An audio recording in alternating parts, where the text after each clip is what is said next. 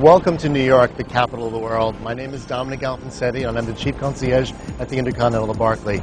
You're right smack in the middle of this beautiful city. Right over here on Lexington Avenue, you have the Chrysler Building, and just up the block here is your fabulous Madison Avenue shopping, as well as the beginning of Museum Mile. Let me show you my fabulous city.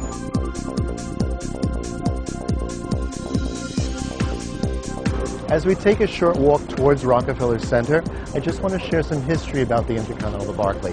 It used to be the former site of the Vanderbilt Mansion, with private train platforms running underneath the building. You didn't think we would send you to church for lunch or afternoon tea, but we have St. Bart's, which is a block away from the hotel on Park Avenue. The interesting thing about St. Bart's is that they have a terrace. What they've done, as you can see here, is they've turned it into a lovely cafe. You can have a fabulous lunch and or an afternoon tea right here at St. Bart's. Down the street from the hotel on Park Avenue and 53rd is one of those little-known architectural gems. It's Lever House, which is right here.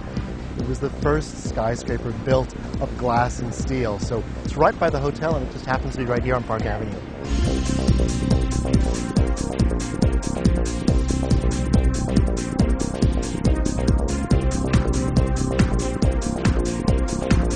Short walk from the hotel is this lovely little park here. It's called Paley Park. It's just a little enclave in the midst of the maddening crowd in Midtown. The best part of it all is that there's a refreshment stand here that has the best hot dogs in town. I particularly like coming up to the top of the Rock in the morning. It becomes your own private deck.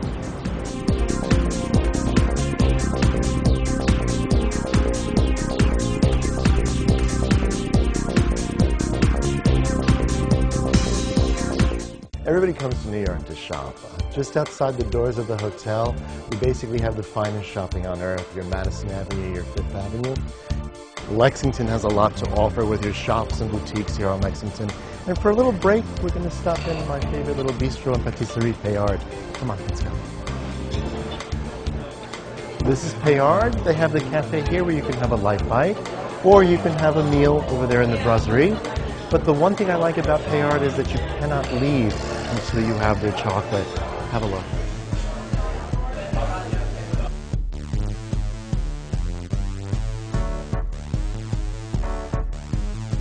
Soho, the area south of Houston Street.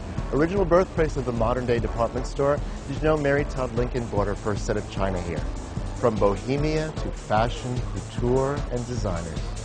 You know you're in Soho because you're going to see something like this, a column thinking that it's made of stone, but it's really wrought iron painted white. New York is a place of people who don't usually cook. They usually go out to dinner all the time.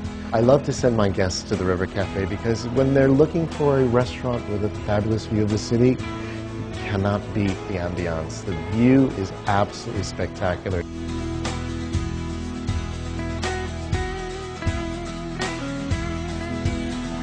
For a unique dining experience, sometimes you need to venture out into the neighborhoods. Let's try Tribeca. Meigu happens to be one of my personal favorite Japanese restaurants. There's a 2-ton Tibetan bell. It's suspended from the ceiling.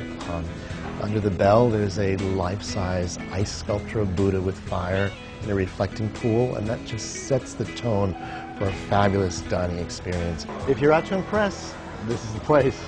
Sometimes restaurants start taking reservations up to 30 days to 3 months before. So, you know, when you're coming in on the weekend and you expect one of those top 10 restaurants, you need to call me. I'll be more than happy to take care of that for you. There are many happening places in New York, and just a few short blocks from the hotel is Central Park.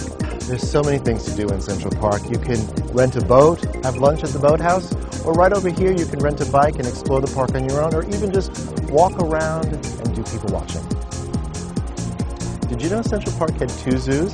The Children's Zoo and the regular zoo. The admission here will be good for both of them. Times Square, the theater district.